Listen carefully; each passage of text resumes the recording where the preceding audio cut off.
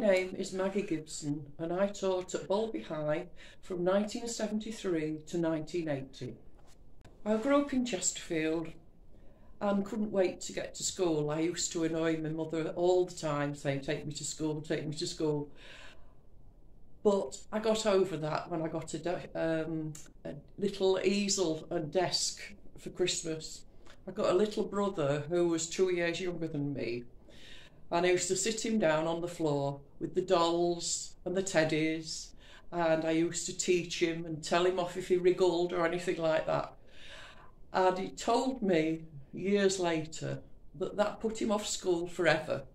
And he never wanted to go to school, and he screamed the place down when he was taken. After leaving St Helena's Girls' High School in Chesterfield, I went to Bretton Hall College in Yorkshire.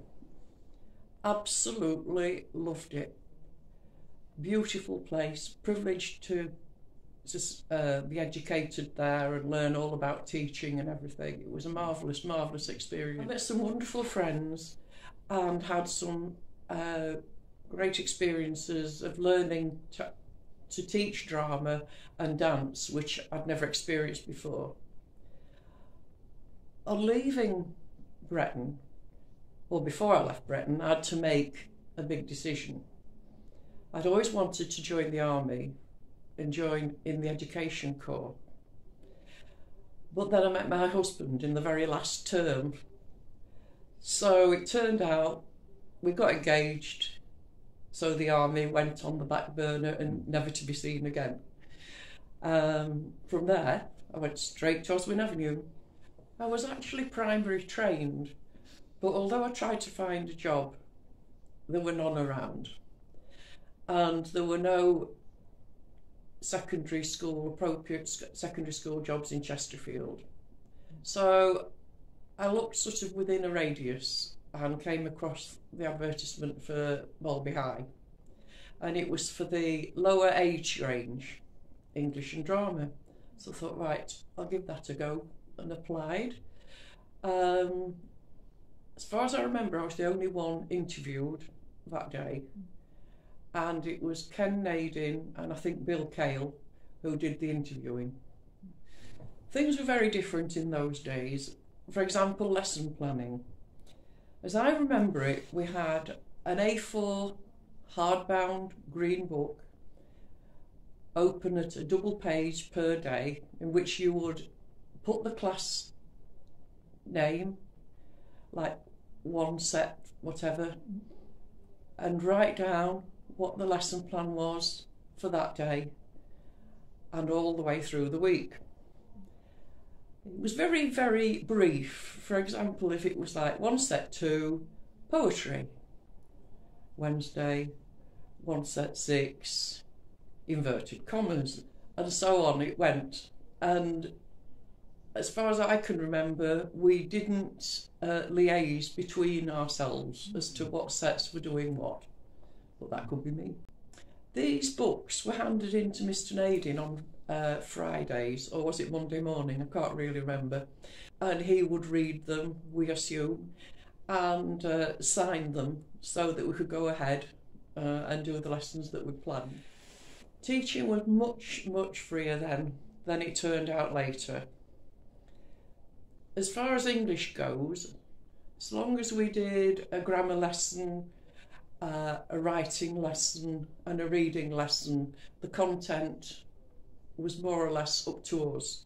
There were certain aspects of grammar that you had to cover throughout the year, and that was really the most stipulation we had. So I used to introduce poetry and ways of writing poetry, getting the kids to write limericks and that sort of thing.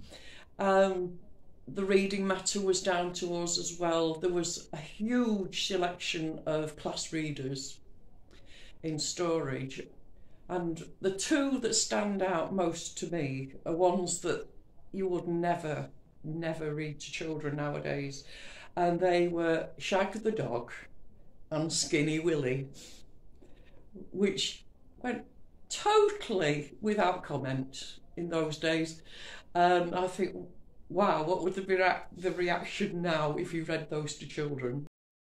When I started at Balby High, the head of English was Lou Orty, a wonderful man, very patient, very kind, and he was a great mentor to all of us young teachers. You could go and talk to him about anything and he'd offer advice, sit in lessons and give you a few pointers as to where you might be going wrong and praise if you were doing something well. After Lou retired, by the way, I never called him Lou, it was always Mr. Orty.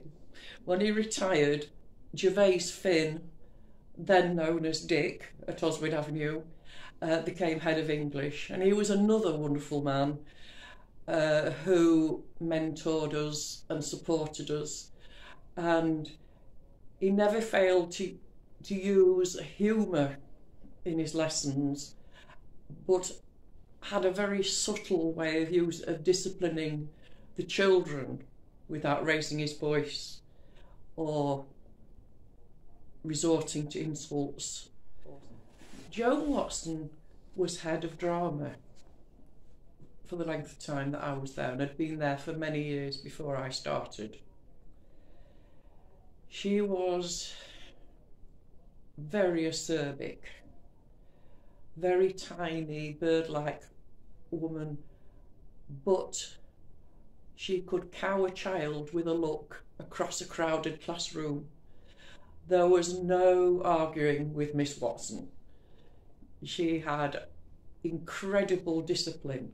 I must admit, when I first started at the school, I was frightened of her because she could put you down with a word.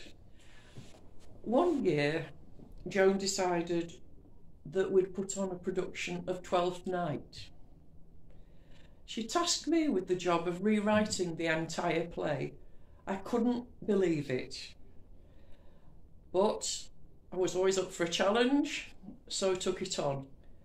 I didn't change any of the main speeches. It tended to be the language between the characters speaking to one another, and the whole point of this was so that children and parents would understand it more easily. I did do the complete change, and Joan was actually very pleased and didn't make any changes, thank goodness. And there was a young man called R in the top year of school. He couldn't read and write very well at all. He never felt the need, as he put it. He was chosen for the role of Malvolio with the crossed stockings. And Joan sat him down, persuaded him, and taught him the lines parrot fashion over weeks and weeks, and lunch hour after lunch hour. And when the play was performed, it was brilliant, and so was he. He made everybody laugh with some of his own lines that he'd put in for effect. Every Christmas, Joan Watson organised a candlelit evening in the hall. There'd be a long table decorated with the obvious Christmas decorations and candles. Staff and pupils alike were invited and were allocated things to read out, such as a poem, part of a carol, or an extract from an appropriate book, such as Christmas Carol. It would last between an hour and 2 hours, and it was lovely, really, really atmospheric. Although I do know that some of the male staff found it a bit of an ordeal. When I started at Balby High, so did a lot of other probationary teachers.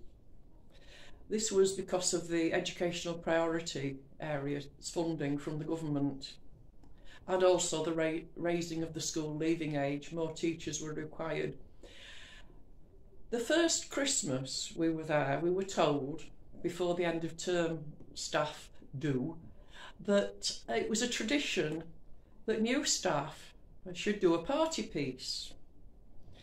So, consequently, we all thought of something to do, say a poem, sing a song, juggle, whatever we felt might be appropriate.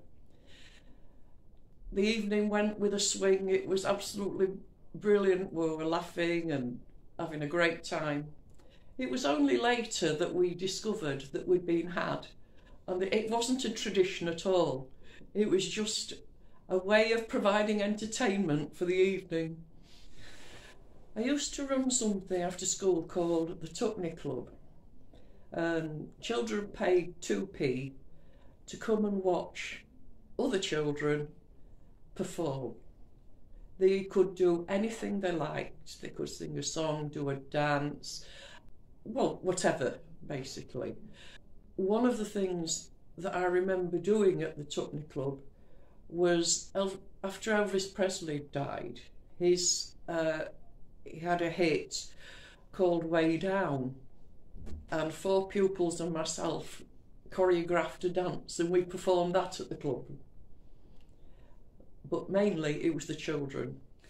Most Friday lunchtimes, some of us, staff that is, would go to the Winning Post on Balby Road for lunch and a drink. We usually, well, I shouldn't say usually, we always got back in time for the bell, and were never worse for wear. About 6 or 8 of us teachers used to play badminton after school in the gym. It was very competitive. We'd throw ourselves about and became quite brutal at times. After changing, when we'd finished, we'd go to the plough on Balby Road for a few drinks. Then I'd walk home because I was living in Balby at the time. When I started at Oswin Avenue, lady teachers were not permitted to wear trousers. I found this very difficult because of teaching drama and dance and having to sit on the floor with pupils in the hall, and it was the age of the miniskirt still. So I took it upon myself to go and speak to Mr. Nadin about my problem. And I said, would it be possible for me to wear trousers during drama and dance lessons? He was very, very reluctant. I pointed out that it wasn't practical, and that I was teaching some of the older boys that it wasn't suitable to wear a skirt. And eventually he gave in. So I was, as far as I know, I was the first female teacher at Oswin Avenue to wear trousers. I remember there were several bomb scares and fire drills when the fire brigade had come racing up with the bells ringing and clanging. On these occasions, we'd all have to file out of school in regular order, line up in classes, check that everybody was there. And as far as I remember, the first one was on the actual school playground, and we had to lie down and cover our heads with our hands until we were given the all clear. That's as I remember it. Other times it would be on the field that we would go. When it was official fire drill day, which happened once a year, the fire brigade had come, we would leave the building as usual, line up. But a child was usually hidden somewhere in school, somewhere easily found, not locked in a cupboard or anything silly, but it might be behind the curtains on the stage or something like that. And this was so that the firemen could practice locating a missing person. If I remember rightly, the end of term one year, end of the summer term, before the 5th years left school, we used to have a staff rounders match, which was entered into enthusiastically by all concerned, the children wanting to beat us and vice versa. And I was fielding at one point, and had to run all the way up the slope of the field to get the ball, and then I started running back down again to throw it to try and get somebody out. Unfortunately, my head was going faster than my feet, and I fell all my length all the way down the slope and injured my knee. So I was limping for several days afterwards, and it's never been quite the same since.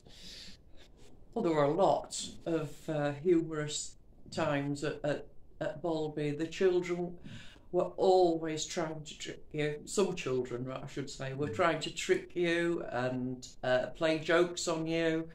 And on one occasion, 2 boys were walking up the corridor at lunchtime holding a grass snake, which they waved in front of my eyes and said, "Look what we've got, miss," expecting me to run screaming up the corridor. And when I just replied, "Oh, that's nice, where did you get it?" They were very disappointed. Also, on another occasion, when I had got married, changing my name from Harrison to Gibson, the Goodies song Funky Gibbon came out. Well, that was not good for me, because some of the pupils would come up the corridor towards me singing, "Ooh, ooh, ooh, I'm the Funky Gibbon." And so again, I had to play it cool and pretend I wasn't in the slightest bit bothered. I also used to trick the pupils as well. If I remember, there was quite a challenging group of older students for drama, and so I thought, well, I know, I'll show them how you fall. There's a special way of falling so you don't hurt yourself.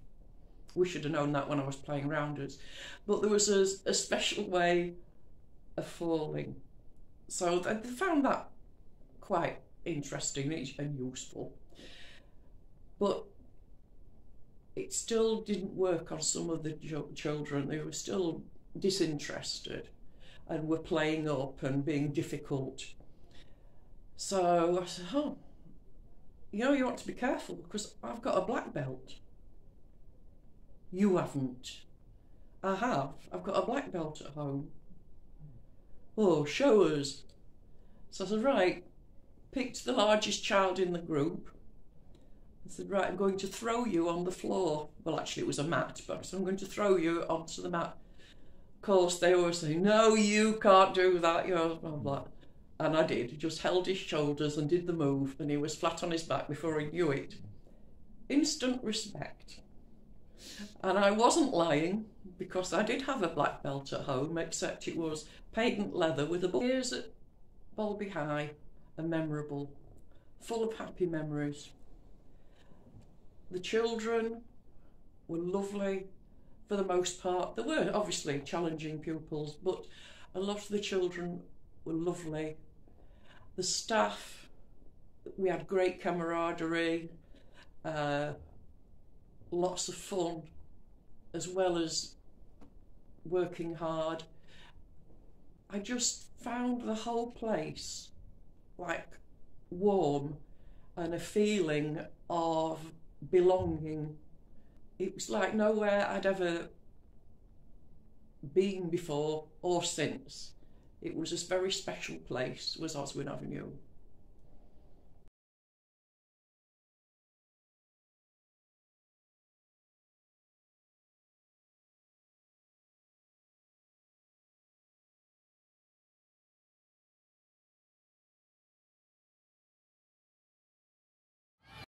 If you would like to know more about the Ossie Through the Ages project, then please email me at Tony Armstrong 1959 @outlook.com. Thank you.